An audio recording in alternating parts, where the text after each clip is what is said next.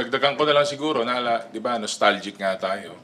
Nung isang hearing ng Blue Ribbon noon, kung napapansin nyo, nung nawala po yung hopya ni Senator Marcoleta.